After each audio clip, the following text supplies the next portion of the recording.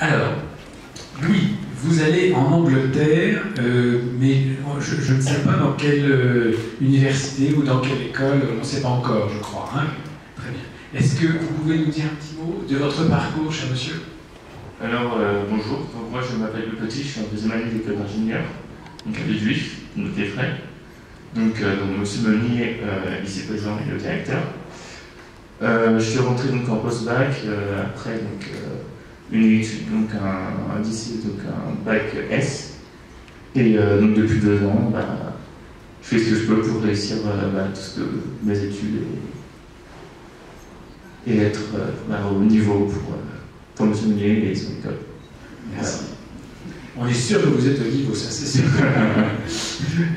Alors, je tiens personnellement à remercier la CGE et la MH, donc, pour toutes les personnes chargées du handicap, pour cette bourse qui m'a été accordée et qui va me permettre donc, de partir à l'étranger, donc en Angleterre, et réussir donc, ce semestre à l'international. Je tiens également à saluer l'implication et la disponibilité de Madame Lefebvre, qui m'a accompagné dans toutes les démarches depuis déjà quelques mois déjà. Je remercie également Madame Fitoussi, Annie Fitoussi, qui malheureusement est absente, qui est responsable du pôle handicap et égalité des chances donc à l'EFRED, et qui donc depuis plusieurs années se bat pour promouvoir le handicap et l'entraide au sein de l'école. Ce sont avec de telles actions que nous pouvons, personnes à mobilité réduite, nous sentir égal à vous, donc, personnes valides. Ce sont avec de telles actions que nous pouvons continuer nos études et espérer vivre les mêmes expériences sociales, scolaires, humaines que les personnes valides. Ce sont donc avec de telles actions que nous pouvons vivre sans la crainte qu'on nous dise non. Pour terminer, je vais à nouveau mentionner M. Meunier et le remercier d'être un directeur à l'écoute et prêt à relever les défis, car en effet, toutes les écoles de France ne sont pas aptes à accueillir des personnes à mobilité réduite et les accompagner dans leur scolarité. Et c'est un vrai défi à l'heure actuelle. Le handicap coûte cher, physiquement, mentalement et économiquement, pour chaque famille. Mais grâce à vous tous, chef public, aujourd'hui, la note est moins salée et le handicap est plus facile à appréhender.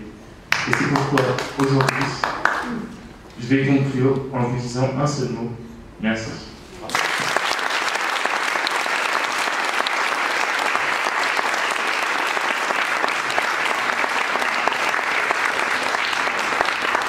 Merci beaucoup, c'est très émouvant et je n'avais pas fait le rapprochement avec Annie Fitoussi, notre célèbre Annie Fitoussi. Elle n'est pas là, c'est une coquine, on va la discuter.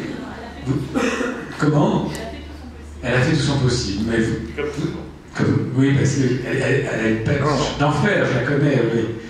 Monsieur, effectivement, ceux qui la connaissent, je vais dire, M. Lamy, qui est absolument extraordinaire dans le combat qu'elle mène pour l'accompagnement des étudiants et l'inclusion des personnes en situation de handicap et tout ce qui tourne autour de la diversité, de l'égalité, du droit à la différence. Deux rapides choses. Premièrement, je voudrais saluer tout le travail et l'accompagnement des familles, des parents, des frères et sœurs, des différents étudiants en situation de handicap, parce que sans eux, ça ne marcherait pas. Dans le cas de Louis, il est venu au week-end d'intégration, alors au week-end d'intégration de l'école d'ingénieur, quand il y a 600 personnes qui partent, c'est quelque chose. Accompagné par son père, qui a passé 3 jours avec nous. Et la première année, il a trouvé ça tellement bien qu'il a demandé à son père de revenir. Il est revenu la deuxième année pour faire ça. Enfin, il y a un accompagnement. Et c'est grâce à eux que les choses bougent. Et je crois que Sophie Cluzet, c'est également c'est grâce à des parents d'étudiants en situation de handicap que les choses bougent. Et la deuxième, juste pour information, Louis l'a mentionné un tout petit peu en parlant d'économie. Et je remercie les entreprises et les assurances en particulier, la MHR, d'aider Louis. Le montant de la bourse octroyée, c'est une extraordinaire aide pour lui. Mais il faut savoir que ça représente 5% de ses besoins pour 4 mois d'accompagnement de vie en Angleterre, parce qu'il a besoin d'avoir quelqu'un qui est en permanence autour de lui Et 5%, c'est énorme, mais ça ne suffit pas. Et le budget devrait, j'espère, être bouclé, mais il y a une formidable mobilisation des entreprises en général. Et c'est ce que je voulais souligner. Je ne sais pas si ça aurait été toujours le cas, je ne sais pas s'il y a 10 ans ça aurait été le cas.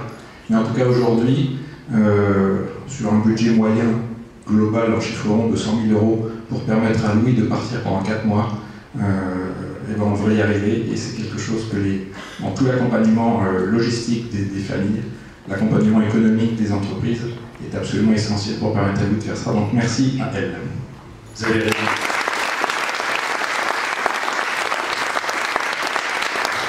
Bravo à Louis et tous nos encouragements au nom de la profession assurance. Et je voudrais rebondir sur ce que vient de dire Frédéric pour profiter de cet auditoire et à nouveau solliciter tous ceux qui peuvent compléter les aides que la profession assurance et l'ensemble du corps enseignant peuvent apporter à Louis, parce que c'est vraiment extrêmement important pour son parcours et pour lui permettre de continuer ses études dans les mêmes conditions que les autres. Merci.